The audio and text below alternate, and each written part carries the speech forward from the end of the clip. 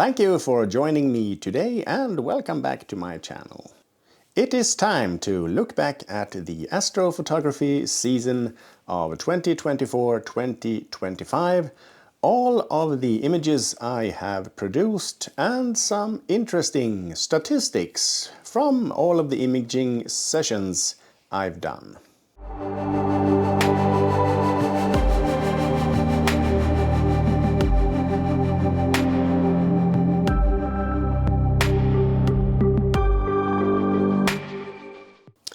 My name is Morten and you are watching Frost Astrophotography. Up here at 63 degrees north we have lost astro darkness now a while back, and we have to find other things to do during the summer. I am going to upgrade my observatory, so please stay tuned for that later on this summer. But for now, let's dive into some interesting statistics regarding all of the imaging sessions I've done during the season, and let's also take a look again at all of the fascinating images I have managed to produce. Let's take a look at the astrophotography season 2024 to 2025. Maybe you're not familiar with the fact that up here at 63 degrees north, we don't have astronomical darkness all year round.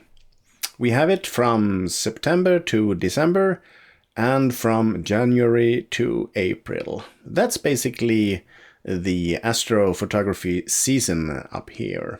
The rest of the year it is absolutely too bright to photograph, and a big part of that time we don't even have civil or nautical darkness. For the 24-25 season, I gathered the first piece of data on September the 6th and the last piece of data on March 29.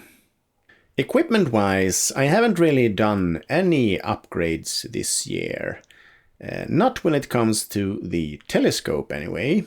So I'm using the old trusted Skywatcher HEQ5 Pro mount, and on that I've done the Hypertune, replacing the ball bearings with the SKF high quality ball bearings. And I have a video of that if you are interested in doing your own hypertuning of your mount. I've also installed the Rowan belt mod, giving me more power over adjusting and avoiding that backlash that you can have on this mount. I've also a video on that if you want to check out how you can install that yourself. On this mount I have the Skywatcher EvoStar AT-ED Pro main telescope, and that has, with the reducer of 0.85x on it, about 510 millimeters in focal length. I also have the Skywatcher EvoGuide 50 ED as my guide scope. And right now I have the ZWO ASI 294mm Pro monochrome cooled astro camera, as well as the ASI 120mm Mini monochrome guide camera. I have the ZWO focuser and the ZWO filter wheel, taking 7 filters of 36mm unmounted type, and I have the ZWO LRGB and SHO filters in that filter wheel right now. The equipment is mounted in my miniature home observatory that I built myself. It is a roll-off roof construction with an automated electric motor, a concrete pier of 250 millimeters in diameter, and a do-it-yourself pier adapter that I made from a brake disc. All of this is documented in my Miniature Home Observatory build video series. So if you haven't looked at those, I recommend you take some time and do that if you are interested. Before we move forward, I just want to point out that during my gathering of these statistics, I have actually changed the way I record them for this season in comparison to the earlier seasons. Now, the earlier seasons, I recorded each and every light frame, and they were also included in the statistics here, regardless of whether they were used or not to produce an image. And this year, I've only recorded the light frames that I actually kept. This means that if I recorded, let's say, 100 hours one season, maybe I used 70 hours. But for this season, if I recorded 100 hours, I actually used 100 hours. So keep that in mind when I'm doing comparisons to the last season, for example. Let's dive right into the statistics for the 24-25 season. Now, I'm a bit of a nerd, and I do have an Excel sheet with all of my data gathering sessions, and I record each and every frame that I take. Not only is it helpful when I want to gather data to make my images, but it's also quite fun to go back and look at what I have achieved during the season. So for this season, I actually managed to get 45 imaging sessions, and that could be compared to 15 for the last season. So I have been really lucky, at least the first half of the season.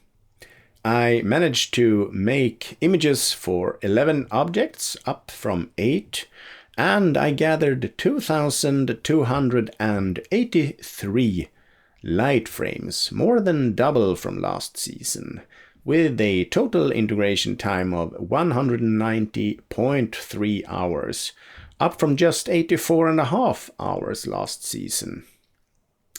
The object with the most integration time for the entire season was the Rice Hat Nebula, and that was 32.7 hours in total. For this season, I only used 5-minute exposures, and historically I have used other exposure times as well, because I photographed more of a mix of object types.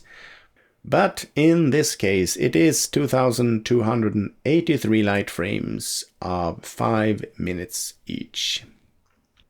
Looking at the statistics for the different filters, you can see that I have taken 53 luminance, 32 red, 32 green, 32 blue, 566 sulfur 2, 939 H alpha, and 629 oxygen 3. Now this season I only made one broadband object. Well, and that was actually not even completely just broadband, it was also narrowband. We will see what kind of opportunities there are next season, but when it comes to broadband, you are very limited to what you can photograph if the moon is too bright, for example. Continuing on with the statistics here, looking for average numbers for sessions and objects, you can see that I have about 50 frames per session, and that is down from 73 last year. The integration time per session is 4.2 hours, and that's also down from 5.6 hours. I used an average of 207 frames per object, this year, and that is up from 137, and an average integration time for each object is 17.3 hours, also up from 10.6. Now this means that my ambition was to have more integration time for each object, and I really did a home run on that one, I would say. Let's look at some all-time statistics, and that means every single light frame I have gathered in this hobby since I started late in the autumn of 2021.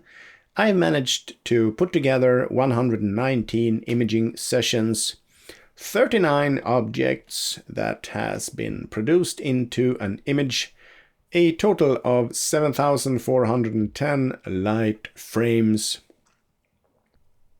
with a total integration time of 525.9 hours. Now, I haven't really done any equipment upgrades in the observatory during this season, but I will be making some changes, and of course I will make videos on that, so stay tuned during this summer for some interesting upgrades in the observatory. I have, however, acquired a new mirrorless camera to be used in normal photography as well as astrophotography, and that is the Sony A7 IV, the full-frame 33 megapixel camera. With that, I also bought the new Sony FE 16mm f1.8G full-frame ultra-wide lens.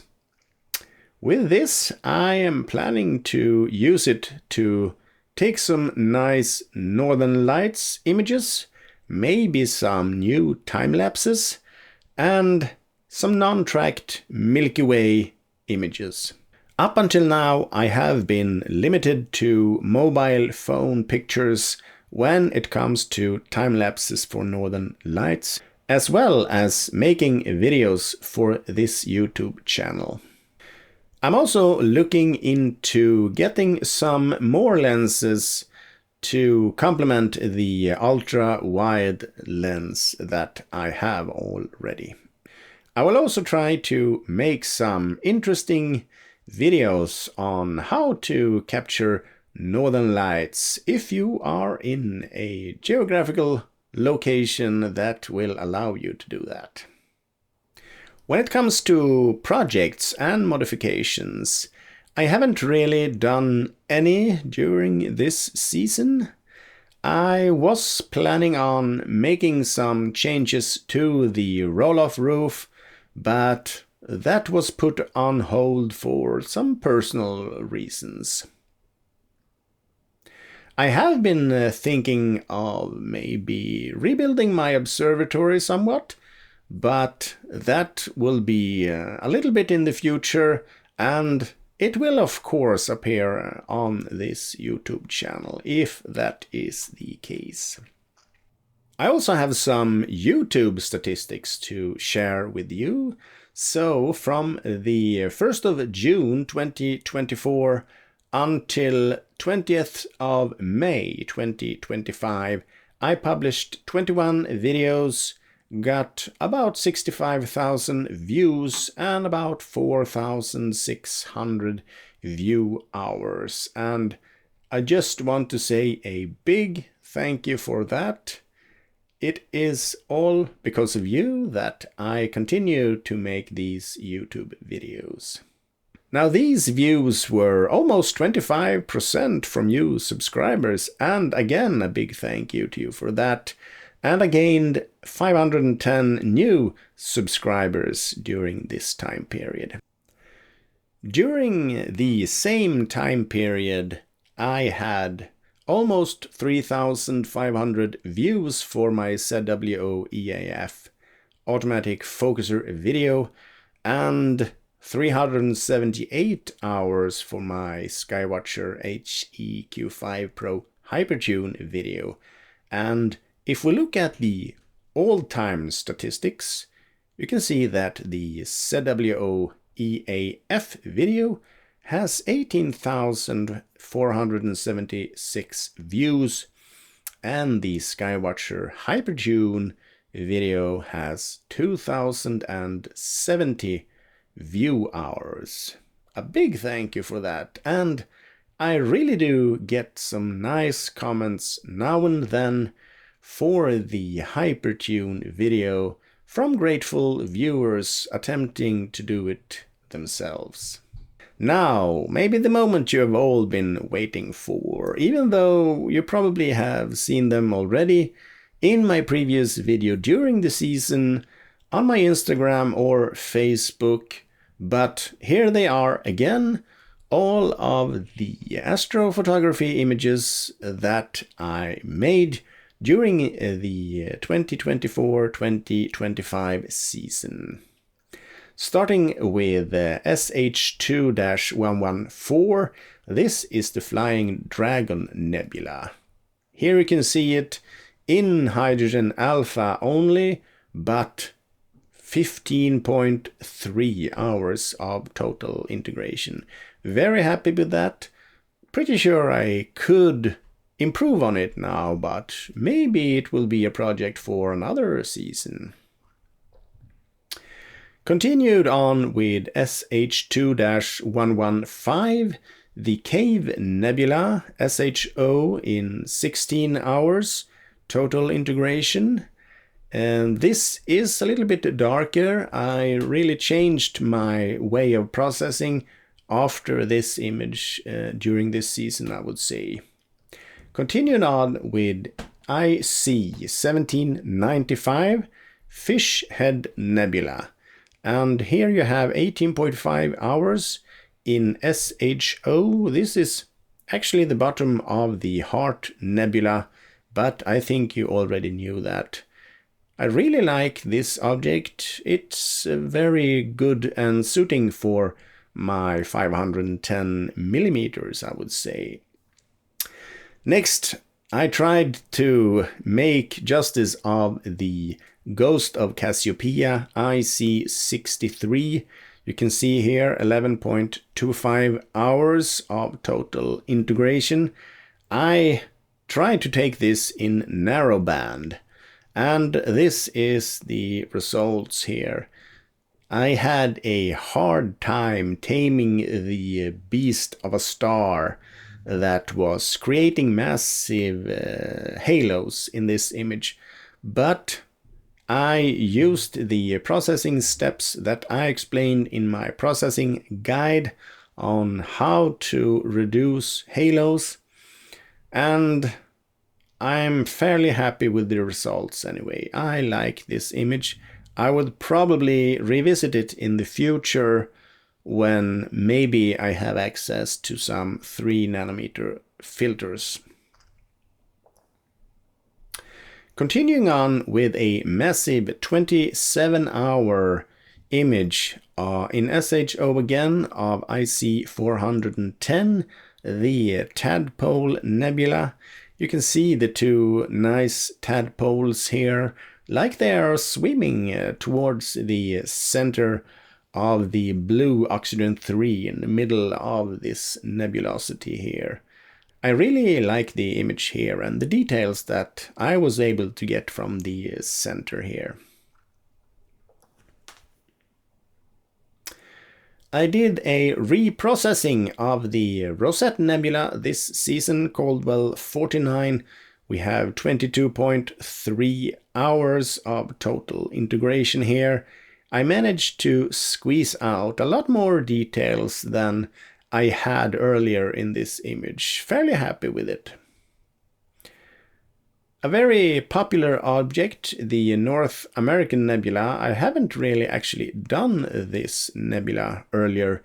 Not with the Astrocooled camera anyway. I did it in the end of 2021 with my Canon DSLR 60D, but that was just an hour or so. I never made an image for publication.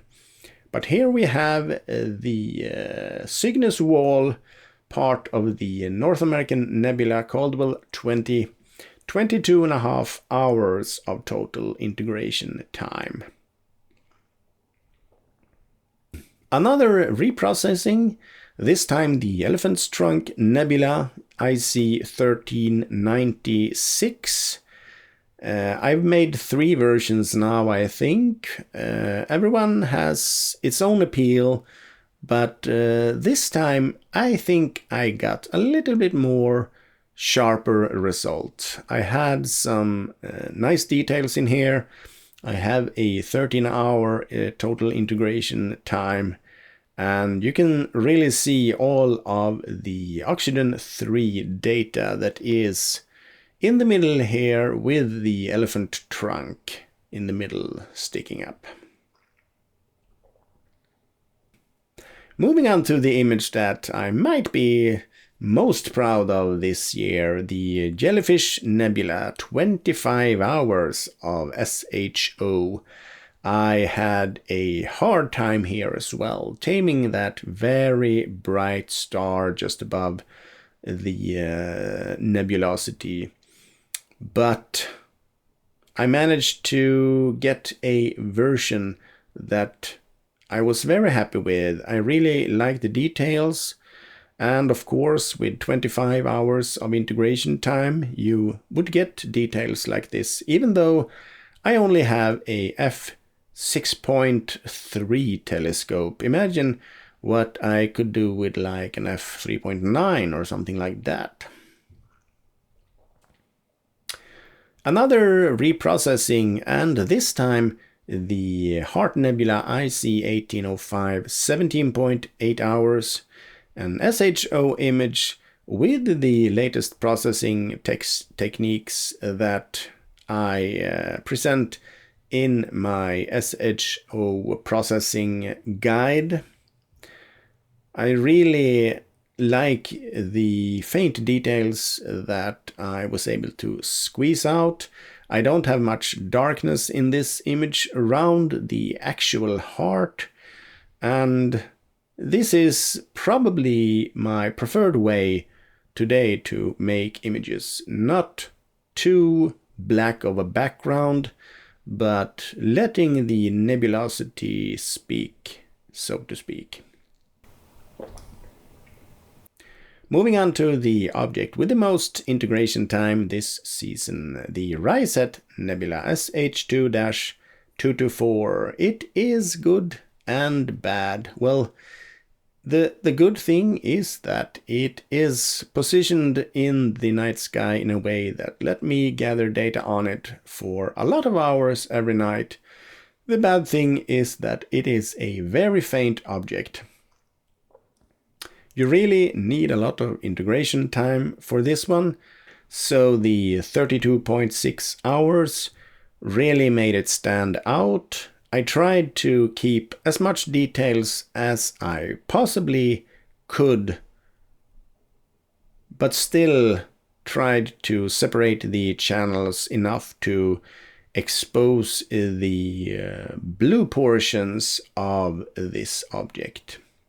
In this image, which is an HOO, the H is of course hydrogen alpha and the O is of course oxygen 3. And I guess this is the normal way. I did experiment on trying to do different blends of this image, but I ended up going with the popular HOO here, since all others just not made it look so nice, I would say. At the end of the season, when the Wizard Nebula, or SH2-142, moved around to the northern side, I was able to gather some data on it. My view is a little obstructed to west, and that is unfortunate, but my observatory roll-off roof is fairly high, so I had to wait until later in the season to gather data on this. And here you can see 23.4 hours of total integration, and I really like this version. There is a lot of data here, and I think I did as good a job as could be done with the gear that I have today. The last object for this season. Now this object is circumpolar. It is always up, at least for me here. So you can gather data on it whenever. It's a good object to have as a backup when no other object is available or up. The downside is that I want to capture it in broadband, LRGB. In this case, I also have H-alpha data in it, but when you're gathering broadband data, you really want to make sure that the moon is not up. So in this version, it is H-alpha, LRG, and B, a total of 17 hours of Messier 81. Well, you can also see Messier 82 to the right there, Bode's Galaxy and the Cigar Galaxy, as well as some gas and dust and other galaxies floating around out there that you also capture when you're gathering 17 hours of data. I'm throwing this image in here. I tried to capture the moon. Here you can see a 97% waning gibbous moon, and I captured that with my astro-cooled camera in monochrome, and from about 200 frames of a video file I compiled this image. That was the last image of the 2024-2025 season. Now I'm doing some maintenance on the observatory. I will be posting some videos on that. I'm also going to do some upgrades to my equipment. Of course, there's going to be videos about that too. And then we are all eagerly await the 2025-2026 season. And the big question is, will I gather more data that season than the last one? Well, stick around to this channel and you will know.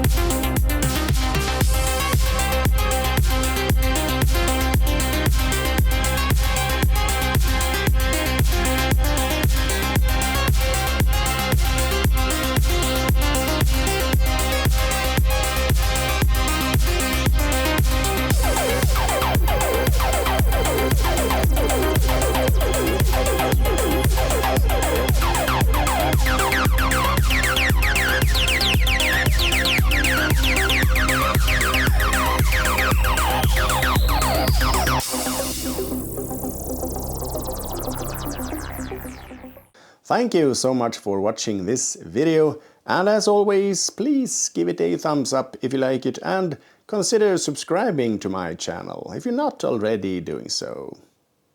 Until the next video, I wish you all clear skies.